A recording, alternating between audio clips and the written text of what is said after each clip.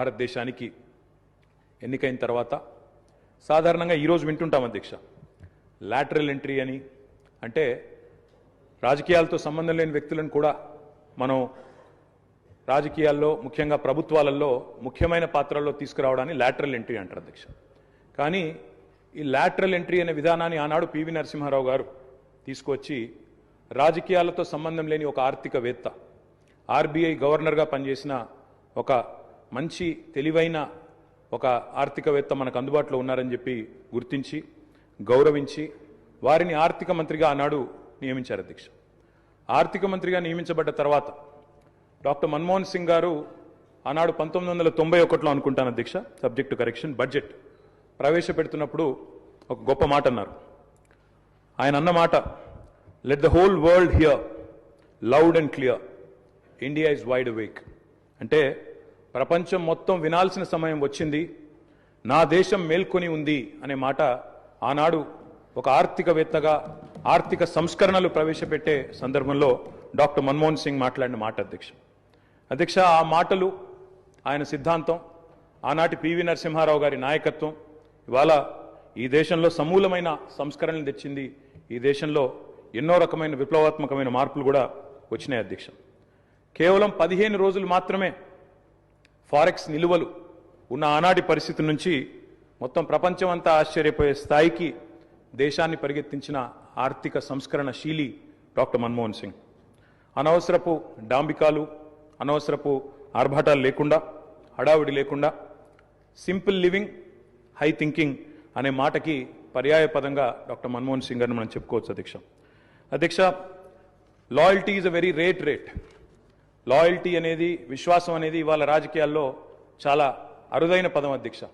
అట్లాంటిది తనకు అండగా నిలబడ్డ మరి కాంగ్రెస్ పార్టీకి జీవితాంతం సేవలు అందించిన ఒక మహానుభావుడు డాక్టర్ మన్మోహన్ సింగ్. ఎందుకంటే ఒక ఆర్థిక మంత్రిగా, తర్వాత ప్రధానమంత్రిగా 10 ఏళ్ల పాటు పనిచేసి మరి పూర్తి స్థాయిలో ఆ పార్టీ అధికారం కోల్పోయిన తర్వాత కూడా అంతే స్థాయిలో నమ్మకంగా, ఇందాక ముఖ్యమంత్రి గారు చెప్పినట్టు అవసరమైతే ప్రజాస్వామిక నిరసన కార్యక్రమాల్లో కూడా ఆ పార్టీ తరఫున ఒక సభ్యుడిగా పాల్గొన్న ఒక అభ్యుదయవాది, ఒక నిరాడంబర మనిషి డాక్టర్ మన్మోహన్ సింగ్ అధ్యక్ష. ఆయన ప్రధానమంత్రిగా ఉన్న కాలంలోనే మా నాయకుడు, మా పార్టీ అధ్యక్షులు, తెలంగాణ తొలి ముఖ్యమంత్రి కేసీఆర్ గారు దాదాపు ఒక 1.5 సంవత్సరాల కాలం పాటు వారి క్యాబినెట్లో మంత్రిగా కూడా పనిచేశారు అధ్యక్ష.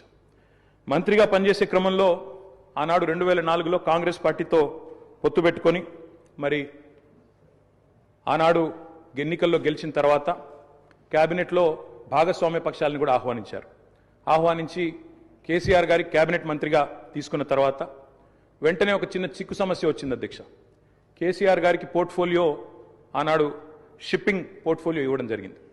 ఇస్తే వెంటనే డిఎంకే వాళ్ళు, అప్పుడు వాళ్ళు ప్రధాన భాగస్వామ్య పక్షం యూపీఏలో, వాళ్ళు వెంటనే అభ్యంతరం లేవనెత్తినారు. మీరు మాకు కమిట్మెంట్ ఇచ్చారు, మాకు ప్రామిస్ ఇచ్చారు, మీరు వెంటనే మరి వారికి ఎట్లా ఇస్తారో అని అభ్యంతరం పెడితే కేసీఆర్ గారు ఒక్క క్షణం కూడా సంకోచించకుండా వెంటనే మన్మోహన్ సింగ్ గారి దగ్గరికి వెళ్ళి, డాక్టర్ గారు, నేను వచ్చింది పదవుల కోసమో పోర్ట్ఫోలియోల కోసమో కాదు, నేను వచ్చింది నా తెలంగాణ కోసం అని చెప్పి వారికి తిరిగి ఆ షిప్పింగ్ పోర్ట్ఫోలియోని ఇస్తే ఆ రోజు మన్మోహన్ సింగ్ గారు అన్న మాట అధ్యక్ష, చంద్రశేఖరరావు గారు, మీరు ఏ నిబద్ధతతో, ఏ సిద్ధాంతం కోసం, ఏ రాష్ట్రం కోసం అయితే వచ్చారో అది ఫలించాలి అని మనసారా నేను కోరుకుంటున్నాను.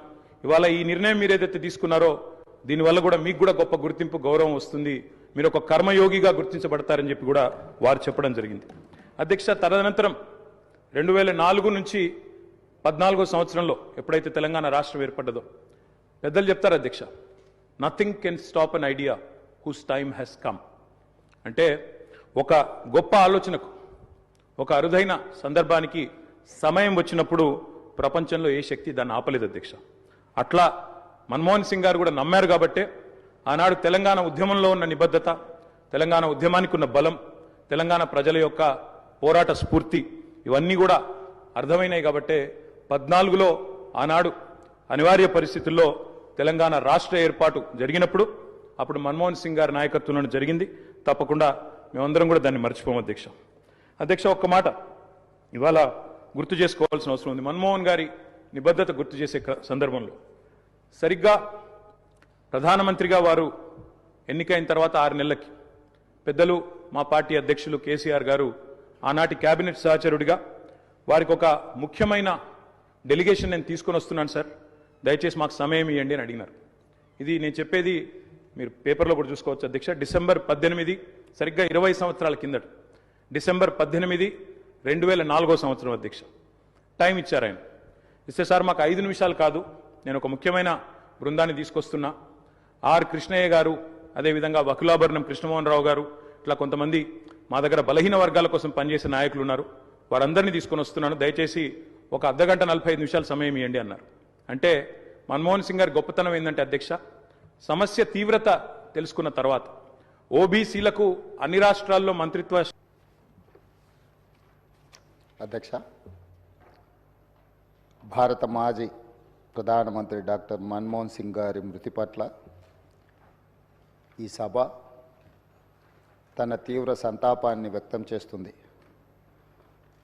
శోకార్తులైన వారి కుటుంబ సభ్యులకు ప్రగాఢ సానుభూతి తెలియజేస్తుంది.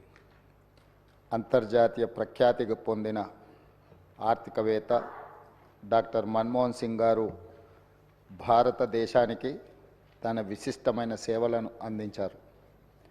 కేంద్ర ప్రభుత్వ ప్రధాన ఆర్థిక సలహాదారుగా, భారత రిజర్వ్ బ్యాంక్ గవర్నర్గా, ప్రణాళికా సంఘం డెప్యూటీ చైర్పర్సన్గా, కేంద్ర ఆర్థిక మంత్రిగా, భారత ప్రధానమంత్రిగా ఆయన వివిధ హోదాలలో తన సేవలను ఈ దేశానికి అందించారు. డాక్టర్ మన్మోహన్ సింగ్ గారు మన దేశంలో ఆర్థిక సంస్కరణలను రూపశిల్పి. 1991 మరియు 96 మధ్య కేంద్ర ఆర్థిక మంత్రిగా ఉన్నప్పుడు భారత ఆర్థిక వ్యవస్థను సరళీకరించి ఆర్థిక స్థితిగతుల దిశను మార్చే నిర్మాణాత్మక సంస్కరణలను అమలు చేయడంలో కీలక పాత్ర పోషించారు. ప్రపంచీకరణ, సరళీకరణ, ప్రైవేటీకరణ విధానాలతో అంతర్జాతీయ స్థాయిలో భారత ఆర్థిక వ్యవస్థను సుస్థిరంగా నిలబడేలా చేయగలిగారు. 2004 మరియు 2014 మధ్య భారత ప్రధానమంత్రిగా ఉన్న మన్మోహన్ సింగ్ గారు తన పదవీ కాలంలో ఎన్నో చారిత్రాత్మకమైన సామాజిక కార్యక్రమాలకు శ్రీకారం చుట్టారు. కూలీలకు ఉపాధి కల్పించే మహాత్మా గాంధీ జాతీయ గ్రామీణ ఉపాధి హామీ చట్టం, పరిపాలనలో పారదర్శకతను చాటి చెప్పే సమాచార హక్కు చట్టం, ప్రజారోగ్యానికి ప్రాధాన్యం ఇచ్చిన జాతీయ గ్రామీణ ఆరోగ్య మిషన్ ప్రారంభించారు.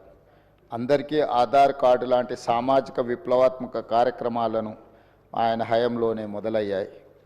4 కోట్ల తెలంగాణ రాష్ట్ర ప్రజలు డాక్టర్ మన్మోహన్ సింగ్ గారికి ఎంతో రుణపడి ఉన్నారు.